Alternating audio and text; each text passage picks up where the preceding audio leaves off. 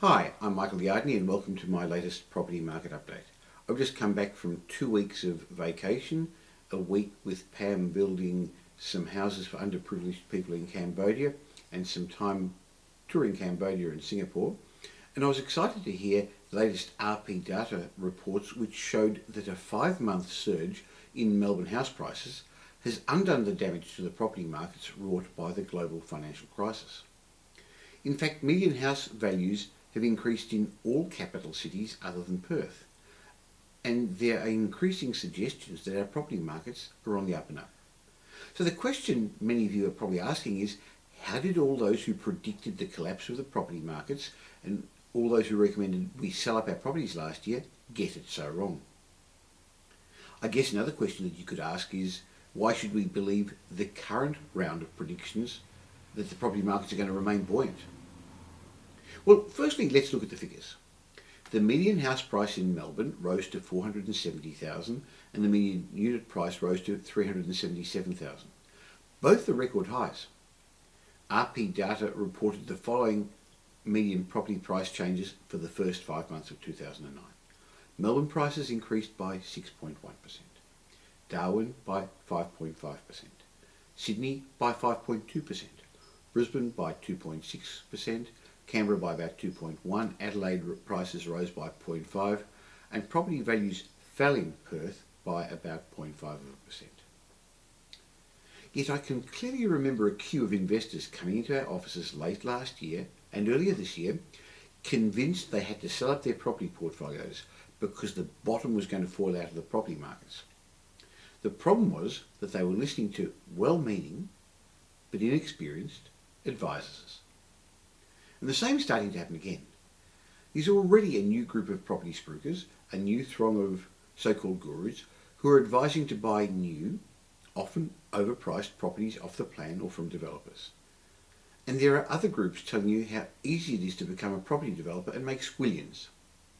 I've seen these people come and go over the years, and many investors suffer from taking poor advice. You see, it's really easy to sound smart in a property boom. You know that saying they say, a rising tide lifts all ships.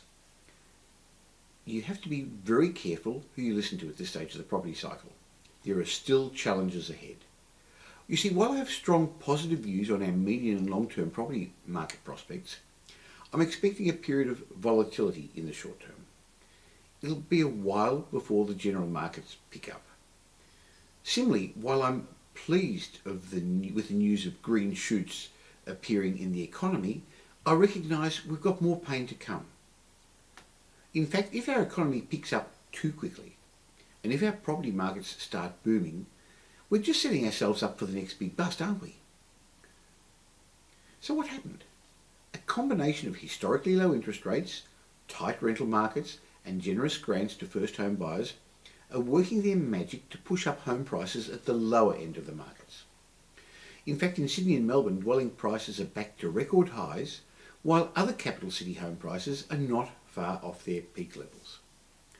What the pundits who made their dire predictions last year got wrong was something as simple as the law of supply and demand. Demand for homes is being spurred by improved affordability, the fastest population growth in 40 years, and weak return on other assets. At the same time, we're experiencing an undersupply of homes through lack of building over recent years. Demand for homes exceeds supply, and this puts a floor under property values and stopped them falling as far as people predicted, and in some areas has actually pushed property values higher.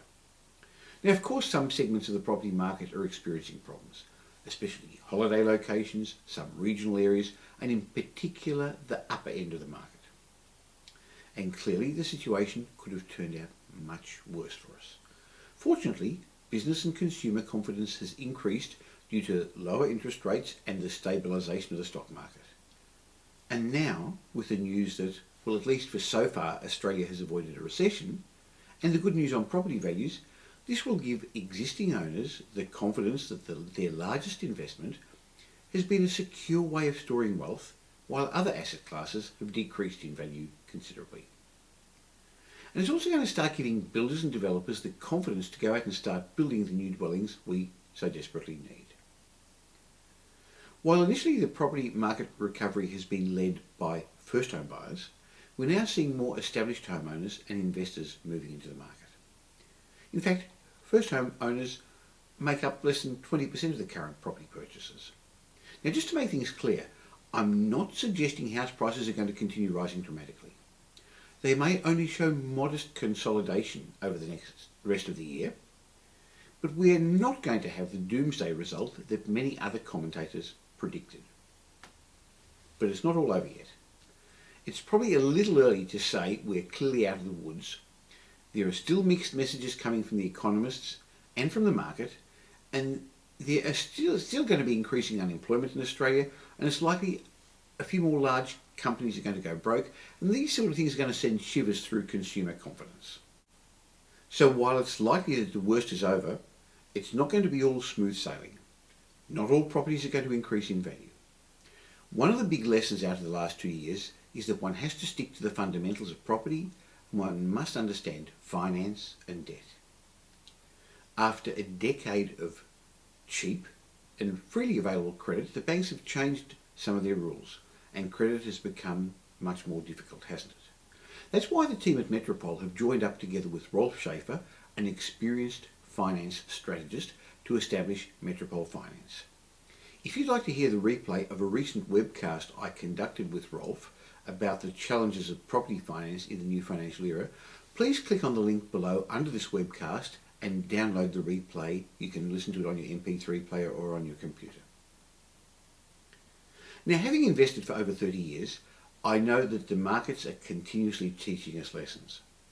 It's remembering the lessons that's the hard bit. My favourite is probably to stick to the fundamentals. Most of the pitfalls I've seen in recent years have been from investors who've steered away from the fundamentals of buying well-located real estate. Many were speculating when they thought they were investing. Others thought that the most important part of the property investment equation was tax or finance, when clearly that wasn't the case. One of the big risks facing investors currently is that they're going to get too excited about the pace of the recovery and go off and buy just any property. In fact, I've already seen a few people do that now. So to help you through the next stage of the challenging years, you need to go to get advice from people who've been through this stage of the property cycle. That's why property tax specialist Ed Chan and I are studying past property cycles and preparing for our upcoming round of property seminars in August and September around Australia. And I'm going to call this the Roadmap to Recovery. I'll be sending you details of this in the next few weeks, so watch out. If you've not been to one of our seminars, you must attend. If you've been before, this is really the time to come again. You see, one of the biggest mistakes investors can make at this challenging time in the property cycle is to become too pessimistic and not take advantage of the long-term opportunities of the market's offering. But just as big a danger is to become too overconfident and not worrying enough.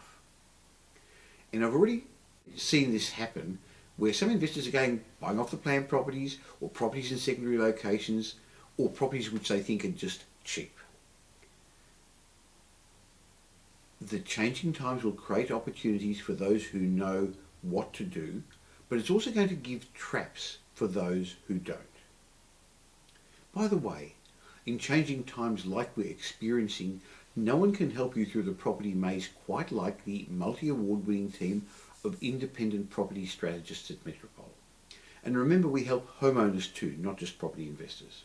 We've got no properties for sale, but we've got access to every property on the market.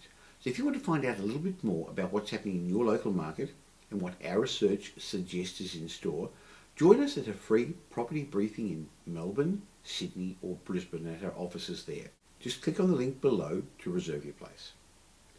And if you haven't purchased your own copy of my new book, Thriving Not Just Surviving in Changing Times, please click on the link below this webcast and find out more about it.